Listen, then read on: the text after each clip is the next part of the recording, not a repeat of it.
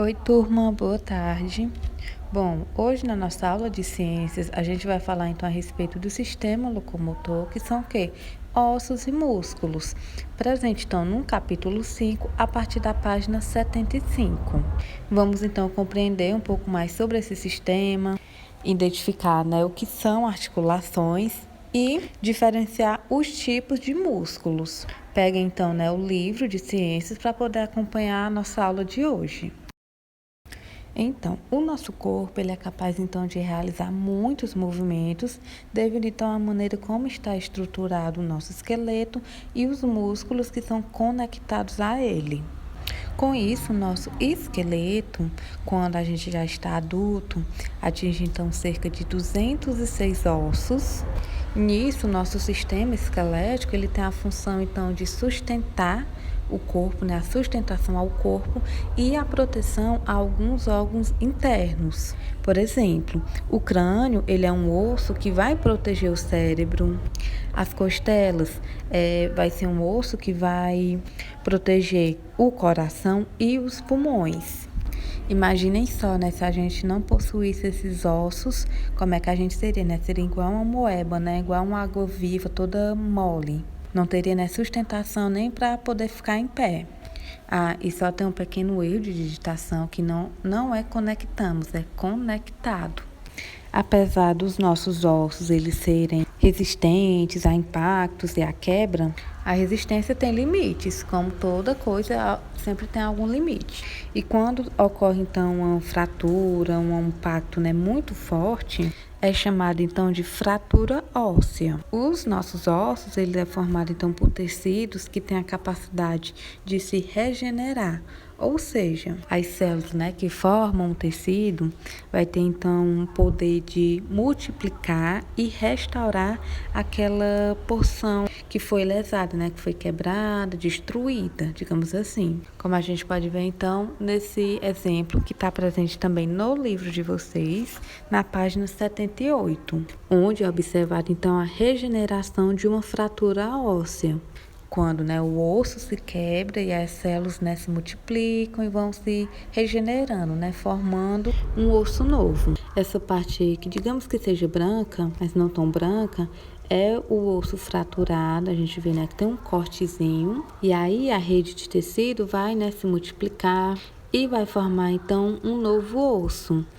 Ou seja, essas duas partes se uniram, do osso, devido então à regeneração do tecido. Não sei se alguém, já quebrou um osso, quebrou alguma perna, algum braço, enfim. Mas quando, ocorre essa fratura óssea, o médico, o ortopedista, ele coloca gesso, ou então uma faixa, para a pessoa não locomover a região, onde ocorreu essa fratura, porque é para descansar. Sei lá, você quebrou um braço, então você tem que descansar aquele braço para poder, as células se multiplicarem para poder formar um novo osso, juntar as duas partes que foram quebradas. Então, nessa outra imagem, presente também no livro de vocês, página 77, apresenta então o sistema esquelético, quais são as partes, e o sistema muscular. E é interessante a gente perceber a quantidade de ossos que a gente tem, os nomes, e em um local onde dois ou mais ossos se unem, são denominados de articulações ou juntas. No nosso corpo, a gente vai ter articulações fixas, como as que existem entre o osso do crânio, os ossos do crânio, e articulações móveis, como a que existe no joelho, de móveis, a gente já consegue perceber que a gente consegue mover. Tanto nas articulações fixas quanto nas móveis, os ossos eles se mantêm unidos por um tecido conjuntivo que é denominado ligamento. Então, articulação é o nome dado então a um local onde possui dois ou mais ossos, e esses ossos eles se mantêm unidos por um tecido conjuntivo que é denominado ligamento. Então, nas articulações móveis que a gente consegue movimentar, os ligamentos são então flexíveis, porque permite os ossos se movimentarem em uma ou mais direções, sem deslocar então as juntas, articulações. A gente vai ver ao lado agora uma figura que a gente pode ter a noção, né, como é que é, onde está localizado, né, esse ligamento. Então, vamos supor que aí seja uma junta móvel, digamos, que dos seus dedos. Um dedo, né, você consegue movimentar para cima e para baixo, ou seja, né, uma articulação móvel. E nessa parte onde você faz o movimento, né, que você consegue mexer, tem a presença então do ligamento, que é flexível e mantém, né, os ossos unidos, então você consegue dobrar, né, o seu dedinho. Então, essa parte aí, digamos que amarela, bege, ela é representativa, tá? Essa cor, mas a gente vê assim um osso, é branco. Aí a gente consegue observar então o osso. Essa outra partezinha um pouquinho mais clara, que é o ligamento. E nessa junta teremos também a cartilagem.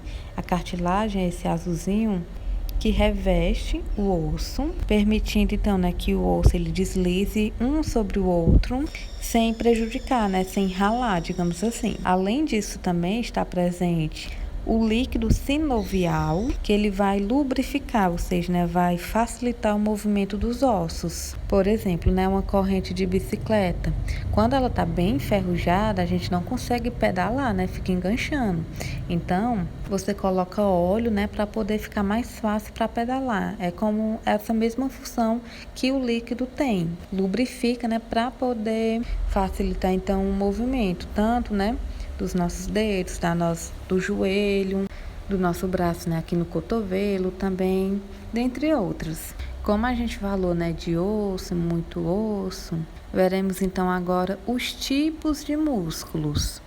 O nosso esqueleto ele não vai se movimentar sozinho. Com isso, teremos os músculos que vão propiciar os movimentos. Mas essa não é a função, né, apenas do músculo, como movimentar, né, os ossos. A gente vai possuir 3 tipos de músculos, que são músculo esquelético, que é o músculo ligado ao osso e que permite movimentos perceptíveis do corpo, como andar, correr, dentre outros. E o esquelético, ele tem um movimento voluntário, que isso quer dizer?